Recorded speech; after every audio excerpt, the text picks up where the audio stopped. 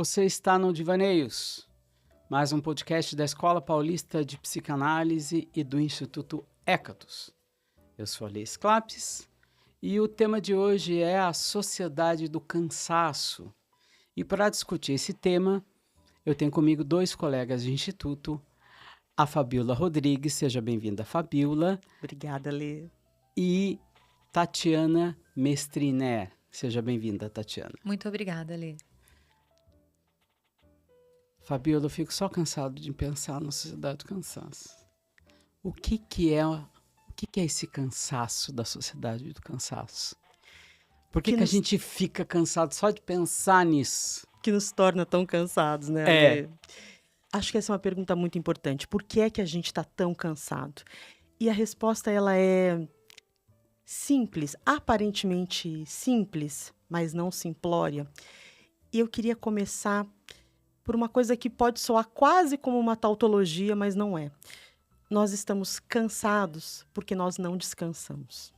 Porque provavelmente a gente desaprendeu a descansar.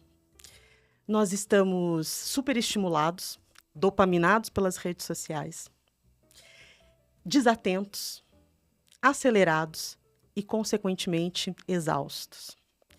O filósofo coreano Byung-Chul Han, que tem um livro famoso que emprestou o título aqui para a nossa conversa, né, A Sociedade do Cansaço, o Han vai falar de uma coisa muito interessante, que é de um cansaço profundo que me parece que a gente deixou de experimentar.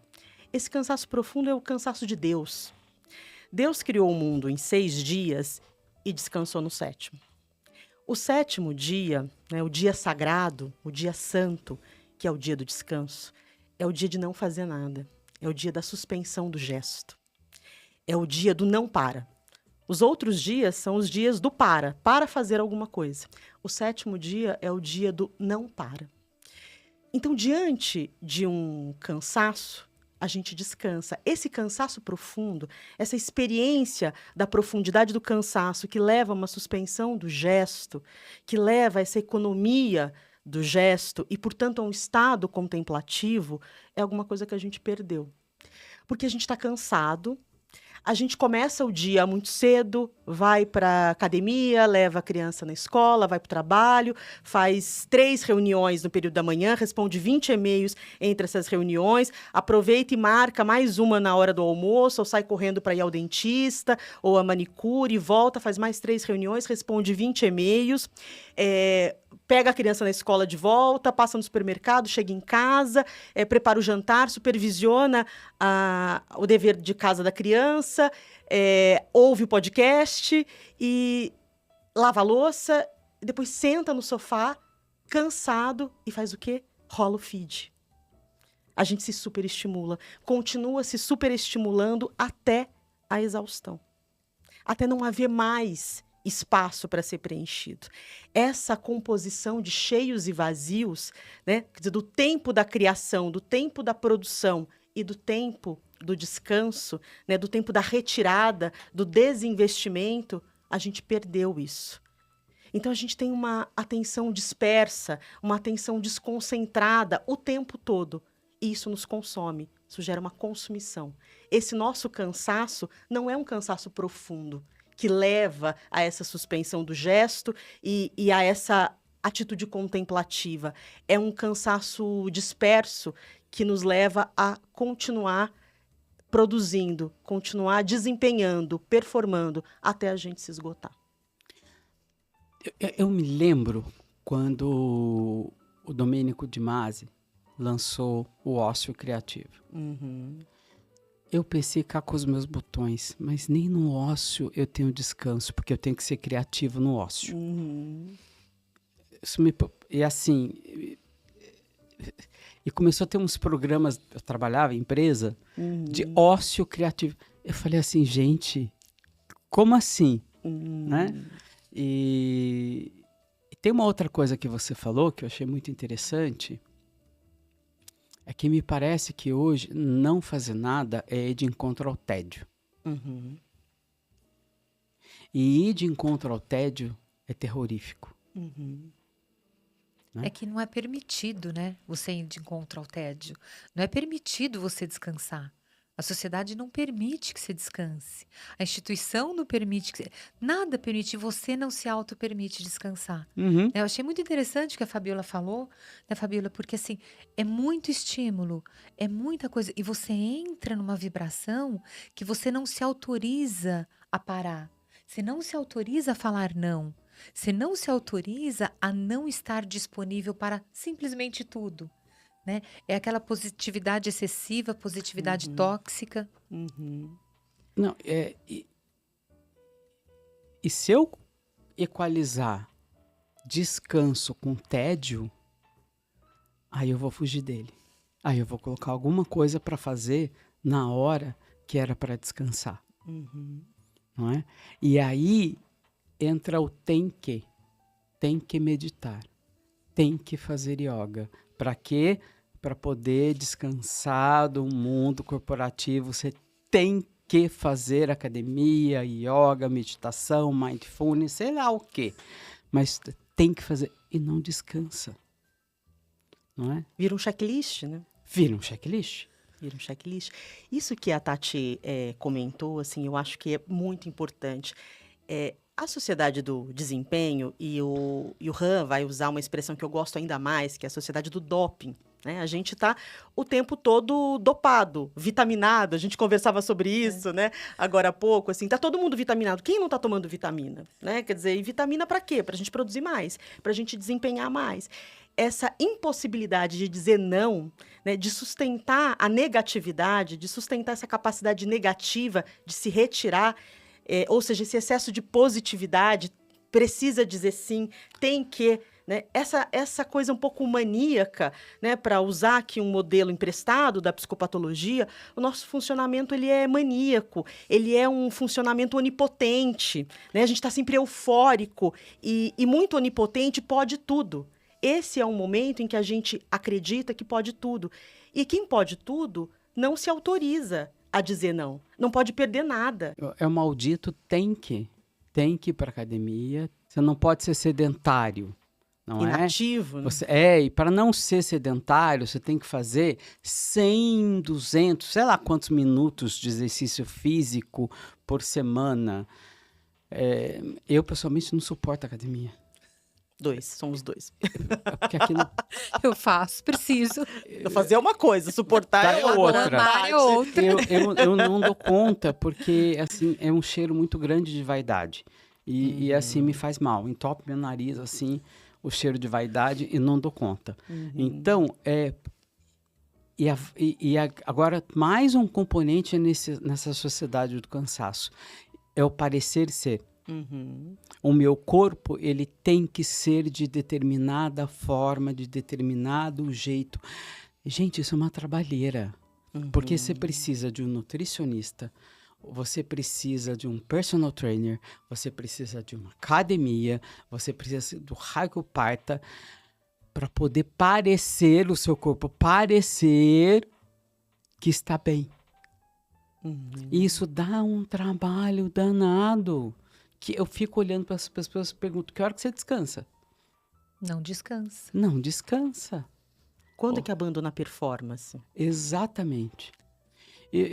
Me veio à mente agora, eu tenho uma certa idade, eu sou da época que a gente esperava o disco da banda, né, ou do cantor favorito aparecer. E aquilo era um trabalho pensado. Não é? Aquilo não era de qualquer jeito feito.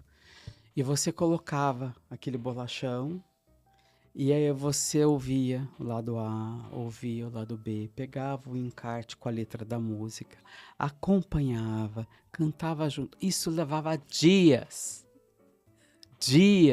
você curtindo aqueles momentos, não é? Você não tinha obrigação. Era puro divertimento. Fruição. É pura fruição. E eu me pergunto, que hora que as pessoas se divertem? E aí, o sistema, seja ele qual for, pega essa diversão pura e joga para dentro dele e diz, você tem que se divertir.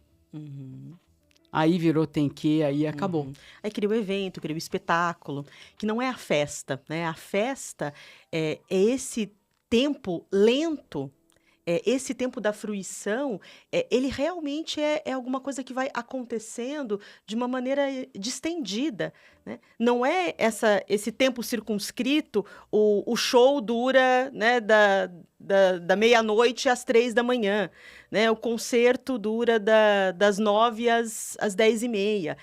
Isso é espetáculo, isso é evento. Uhum. Né? Quer dizer, não é festa, não é fruição. A gente perdeu essa capacidade de construir esse tempo interno que possibilita a fruição. Esse tem que dar conta, né? Esse obrigacional que eu vejo, você tem que saber, você tem que conhecer tudo, né? Você tem que saber todas as mídias, você tem que estar envolvido em tudo, e ter que dar conta. E tem uma preocupação aí que eu vejo, que é como os pais hoje educam os filhos. Porque as crianças, elas têm uma Agenda? uma agenda executiva, mini executivos, que tem um monte de atividades. Eles não aprendem. Eu achei bacana quando a Fabíola falou de aprender a descansar, aprender a parar, aprender a falar. Eles já aprendem o contrário, que tem que fazer, que tem que dar conta, que tem que ser, que tem. Eles não sabem descansar. Tem criança que não tem tempo para brincar, para relaxar, não tem. Então, eu acho que é um outro aspecto que vai se gerando e vai, além de se gerar, eu acho que vai se somatizando esse cansaço, mas que começa lá embaixo e os pais não se atentam também a isso. E os pais, no final do dia, dão graças a Deus que a criança tem essa agenda, porque não precisa dar conta da criança. Agora, imagine uma adolescente, pré-vestibular, e mais a natação, e mais isso. E aí entra namoro. E aí aparece na clínica o adolescente dizendo que não dá tempo de fazer análise porque está atrapalhando o namoro, porque não tem tempo de namorar. Oi? Oi? E tem uma outra coisa muito importante ainda, que é o postar. Porque um sintoma, acho que muito emblemático dos nossos tempos, é que a nossa vida, ela se descolou tanto da experiência, porque a experiência é transformativa. Ela se descolou tanto da experiência e se tornou uma sobrevivência, né? Quer dizer, porque na sobrevivência a gente afirma o que já é. A sobrevivência é um apego, né? É uma afirmação da identidade estabelecida.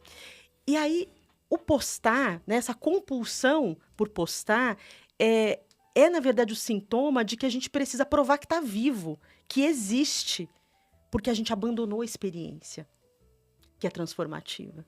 É interessante, você falou do namoro dos adolescentes, é interessante a forma como o namoro acontece, porque esse namoro acontece principalmente nesse âmbito virtual.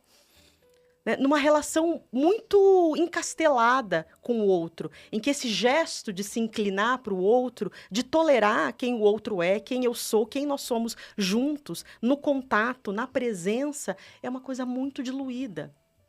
E a gente se conecta e se desconecta muito facilmente com um clique, com um dedo. É exatamente o oposto da experiência que você contava de ouvir a música colocando o bolachão na vitrola.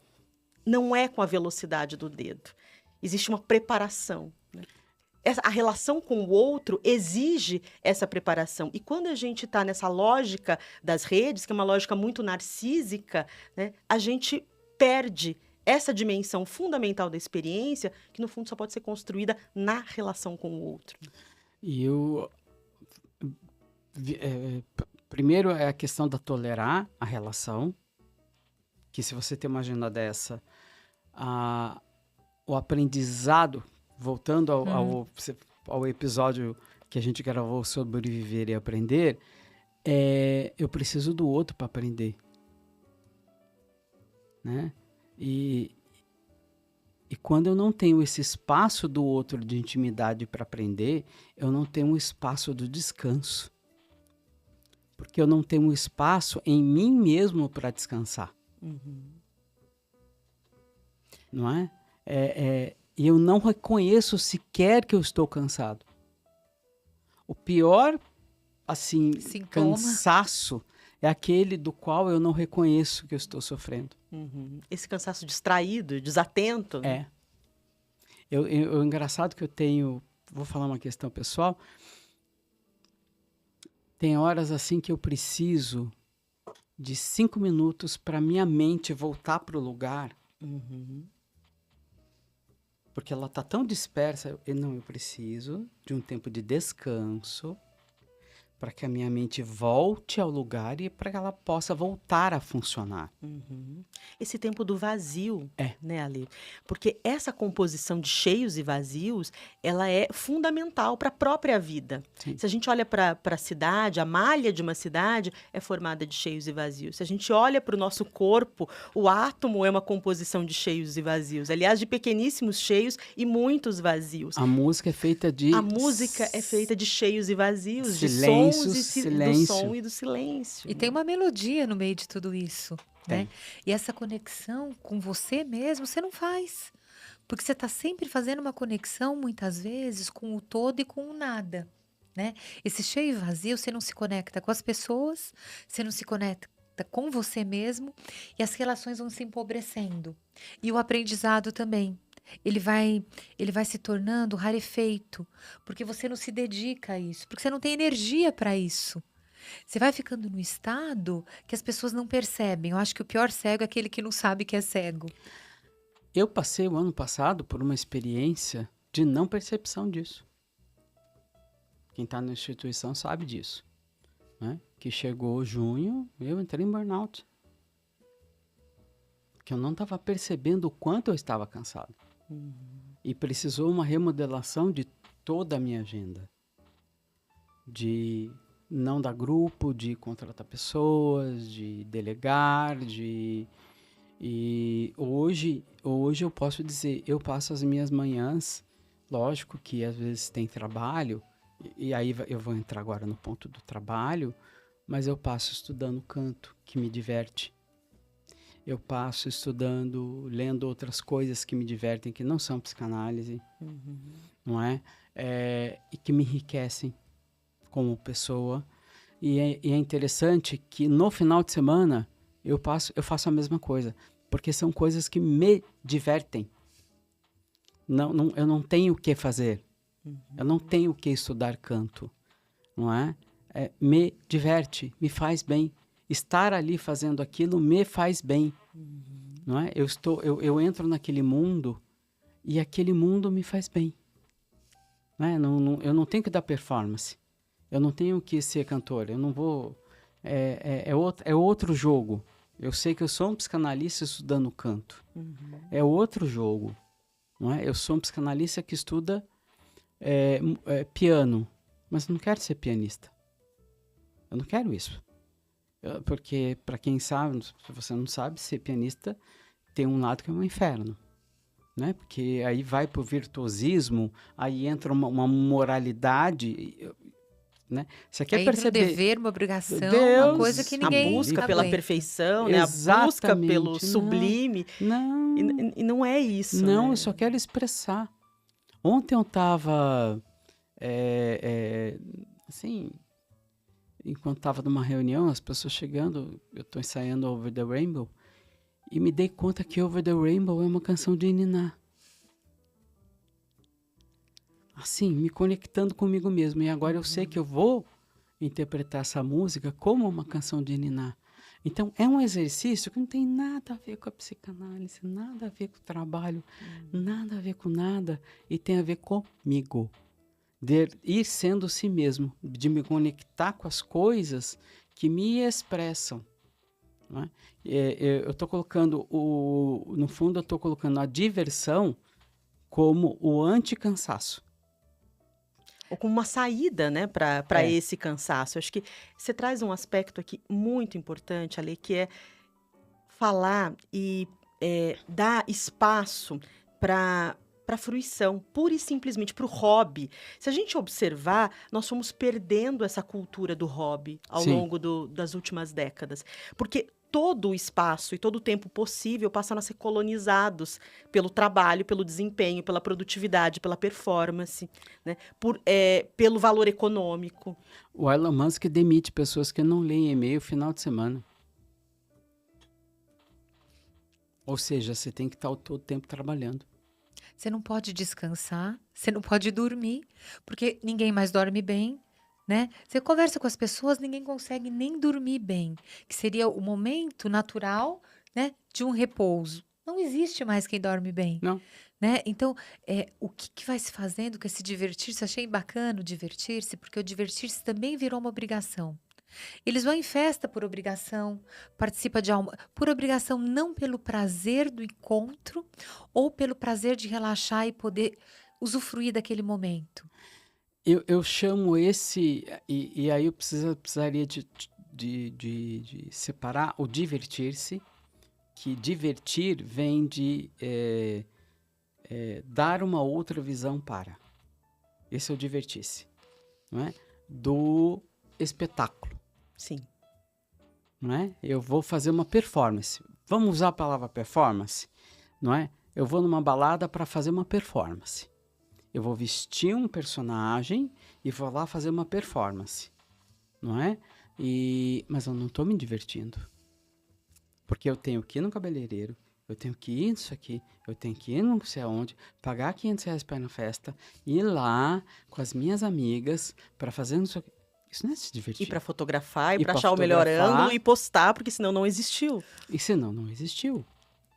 Não é? Isso não é diversão para mim. Não é? Eu não sei o que é diversão para as pessoas, mas eu sei que isso não é diversão.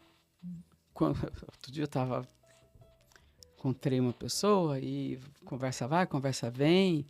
E eu falei que à noite eu gosto de uma sopa.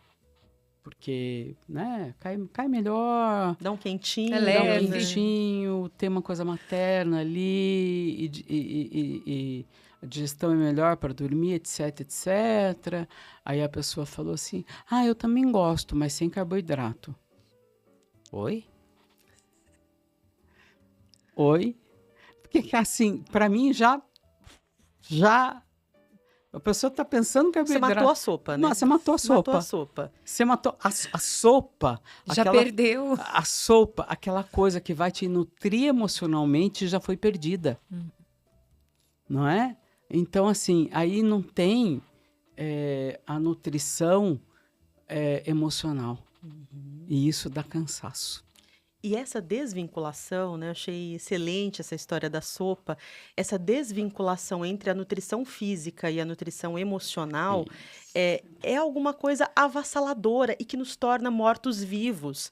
Né? Nós somos zumbis hoje. Aqui, resgatando ainda mais um pouquinho o Han vai dizer, nós estamos vivos demais para morrer e mortos demais para viver. Quando a gente tira o carboidrato da sopa e tira essa referência materna, essa referência do acolhimento, essa referência daquele alimento que nos nutria e que nos dava um lugar, a gente está esvaziando uma dimensão fundamental dessa relação com a comida, que é o afeto. Sim. Então, assim, a gente está se nutrindo para quê? Né? Nutrindo o que exatamente? Esse corpo que vira um dispositivo zumbi, né? Um dispositivo morto-vivo. O próprio Han vai fazer umas provocações muito interessantes sobre a forma como a gente lida com a saúde, esse imperativo da saúde, inclusive da saúde mental, precisa ter saúde mental, precisa zelar pela saúde mental, pela saúde física, tem que ser fitness. Esse imperativo da saúde desconectada, desvinculada da forma como a gente experimenta o mundo, ou seja, a relação com o próprio mundo e a relação com o outro, né, é um indicativo de que nós estamos mortos, nós estamos esvaziados. Quando você chama o frango de proteína, para mim já era. Acabou, né? Acabou. Você matou o alimento. Acabou. E o resultado disso, da sopa com carboidrato, sem carboidrato, você perde a fome. Não. O resultado disso é que você fica angustiado, fica triste, fica sem vontade de viver. É um morto-vivo. Você tem que dar uma performance corporal.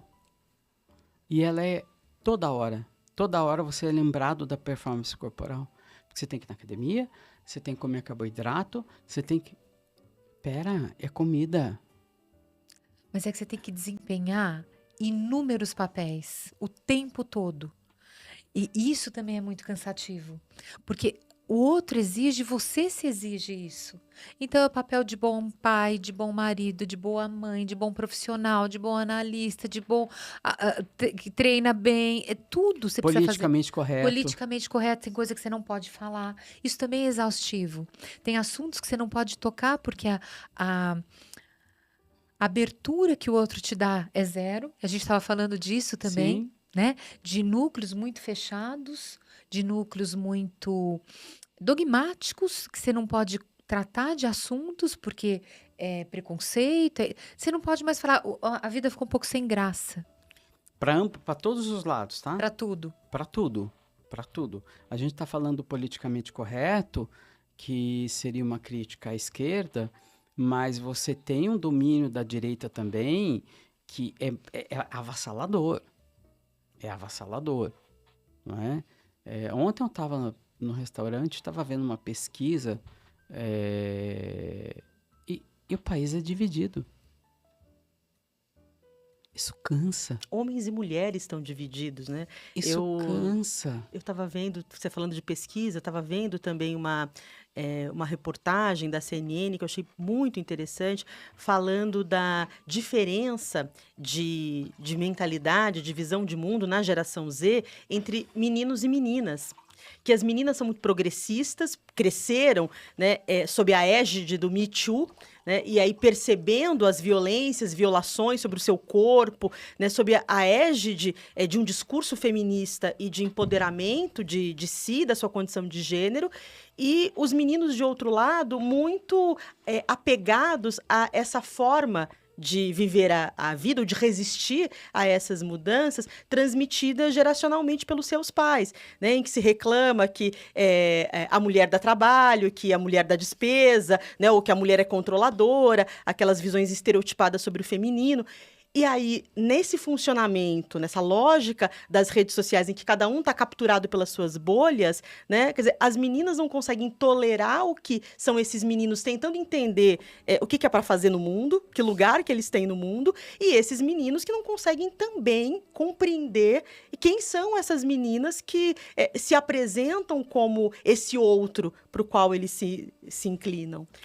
E aí, assim, a gente vai tendo um distanciamento, vai tendo um afastamento, e afastamento é diferente de separação, acho que isso é muito importante marcar esse afastamento, esse distanciamento, que é uma recusa da alteridade, é uma recusa do outro, diferente da separação, que tem uma borda entre mim e você. Outro.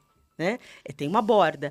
E essa borda é fundamental para que a gente consiga se relacionar. Agora, a separação, aliás, o afastamento, ele é dessa ordem daquilo que é a recusa da alteridade, a recusa da diferença.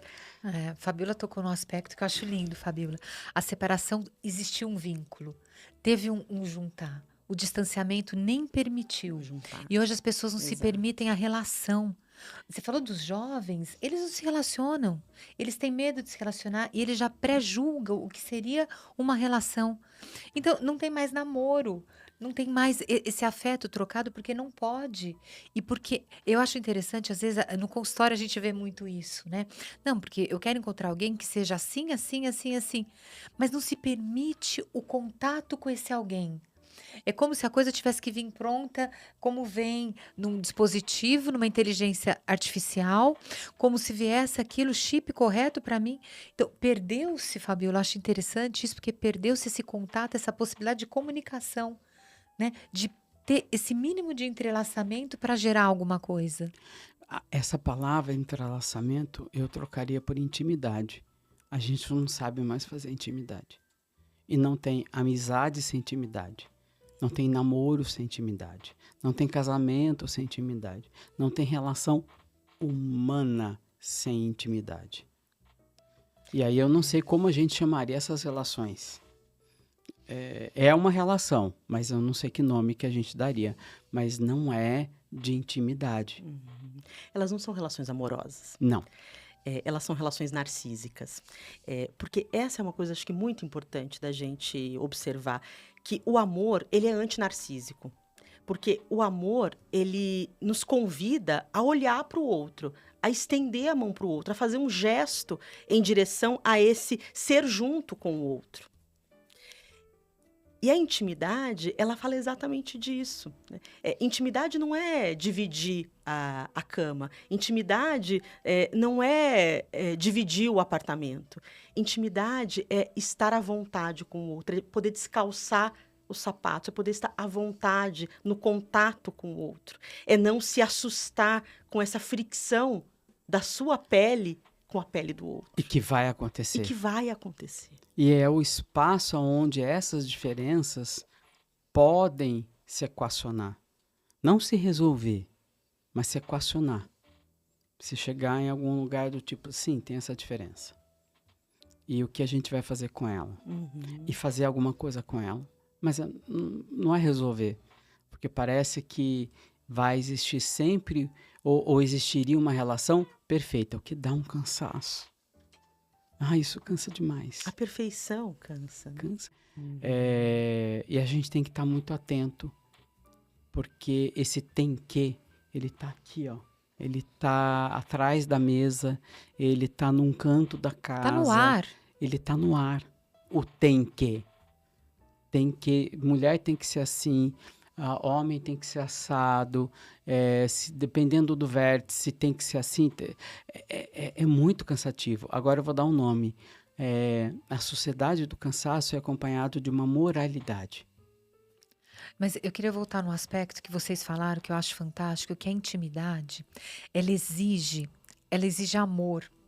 A intimidade exige confiança. E como você vai conseguir confiar, amar, se você não tem tempo de se auto-ver? Se você não tem tempo de parar e sentir o outro, de olhar para o outro? Que é o que a Fabiola falou. É tudo com, né? Você digita, você faz, você manda áudios, mas você não olha, você não sente, você não toca, você não abraça mais um amigo, né? Então, como é que você vai ter descanso se você não tem intimidade, se você não tem afeto, se você não tem amor? E é isso que está acontecendo. E eu acho que o grande prejuízo principal é para os jovens. Porque os jovens, eles começam a criar esse distanciamento do outro e de si mesmos. Porque daí eles ficam completamente perdidos. De tanta exigência que tem, eles não conseguem se entender. Eles não conseguem se olhar. E a gente vê o resultado disso na mudança de faculdade, na mudança de emprego, nada satisfaz, porque fica uma era da insatisfação, né? Da falta de afeto e da insatisfação. E ao mesmo tempo não tem um vínculo. Não. Não vincula. Porque vincular é trabalhoso, porque vincular é perigoso. Nossa. A esse narcisismo inflamado, né? Quer seja regredido. Um emprego, quer seja qualquer coisa.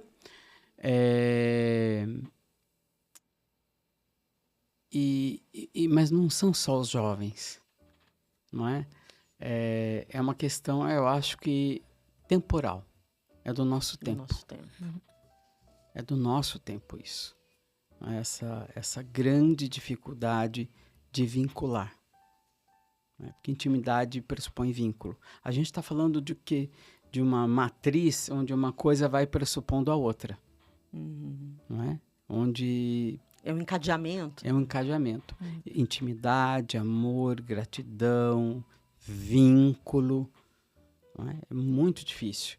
E isso é uma aquisição emocional. Isso não vem dado. Isso precisa ser conquistado. E construído. E reaprender, né? A Fabiola falou. Reaprender a descansar. Reaprender a parar. Reaprender a significar as relações. Reaprender a se vincular. Porque as pessoas perderam isso. Mas é possível. É só por uma atenção.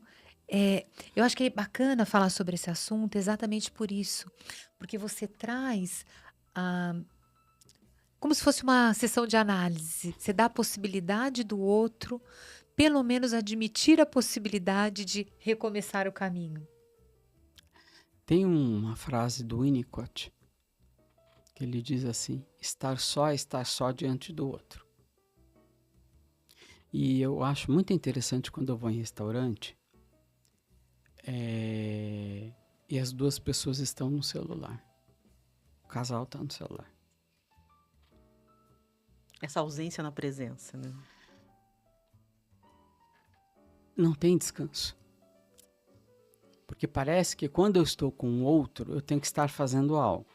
Como eu não... E aí eu volto para a questão do tédio.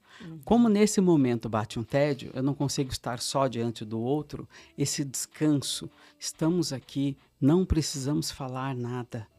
Nem fazer nada. Nem fazer nada, só aguardar comida, comer. Mas isso é angustiante. Então aí eu fujo pro celular. Então, sabe, essa possibilidade da intimidade do casal, de estar só, sem fazer nada, sem precisar ter uma performance nenhuma, e nem de falar, e nem de conversar. Só tá ali. Só estar ali. Que isso às vezes aparece muito no consultório. As pessoas têm uma dificuldade enorme de só estarem ali, sem precisar, inclusive, falar. De sustentar essa presença diante do outro, sem a performance, sem o desempenho, né? Sem o ter que fazer alguma coisa. E estar calmo. E aí a gente volta para esse anti-cansaço. Esse lugar de calma em si, que você pode repousar. É o lugar do não para, né? E essa frase do Winnicott me chama muita atenção. É estar só diante do outro. Mas se eu não consigo me vincular ao outro, ter intimidade com o outro, e amar o outro, e ser grato ao outro, eu não abro esse espaço em mim para descansar. Né? Então, o descanso, esse ao qual nos estamos nos referindo, é uma conquista emocional. Não, ele não vem... É um permitir-se isso. Ele não vem dado. Ele precisa ser trabalhado. Ele precisa ser trabalhado, de fato. A gente estava conversando sobre isso. Hoje, com os atendimentos online, né, principalmente com os atendimentos online, que acontece mais, às vezes você está diante do teu paciente e ele se sente que ele não está ali. Né? E ele está onde? Ele está conectado em outras coisas. Ou ele está no celular, ou ele está no computador. Ele não se permite, aquele instante, estar ali para ele. Ele pega e faz assim, deixa só... Só um minutinho. Só um minutinho que eu tenho que responder o WhatsApp do trabalho. Oi? Oi? Ele não está ali. E ele avisou que aquele horário ele estava em análise, mas ele não está. E é importante a gente também levar isso. Sim. Né? Pra gente e pro outro. Onde você está? Onde você está? O que você está fazendo? Que tempo que você está? Porque você não está aqui. Ficar no presente, eu acho que distancia. As pessoas não estão aqui agora. As pessoas estão nessa sociedade do cansaço, as pessoas estão sempre em outro lugar. E por isso estão sempre ansiosas, né? Porque é esse excesso de futuro o tempo todo. Eu acho que a Tati traz uma coisa aqui muito sensível, que a gente experimenta mesmo na clínica, o quanto é difícil estar em privação. E a psicanálise exige a privação. E não só a privação da satisfação, mas a privação desse excesso, a privação dos estímulos. Né? E como nós estamos hiperestimulados e nos acostumamos a essa lógica, esse funcionamento hiperestimulado, estar em privação, que significa abrir mão de algo, porque para estar em privação você tem que abrir mão de alguma coisa, e a gente tem verdadeiro horror a abrir mão de alguma coisa, não pode perder nada. Né? E se a gente não pode perder nada, a gente não pode se enlutar. E se a gente não pode se enlutar, a gente não pode elaborar a morte. E por isso nós somos mortos-vivos, porque a gente não pode elaborar a morte. Isso vem do zumbi que a gente estava falando no Viver e Aprender. Gente, primeiro, descansem. Né? Descubram um local em vocês onde vocês podem encostar a cabeça e descansar dentro de si mesmos. E a gente se vê num próximo episódio. Muito obrigado por nos ouvir até agora. Até!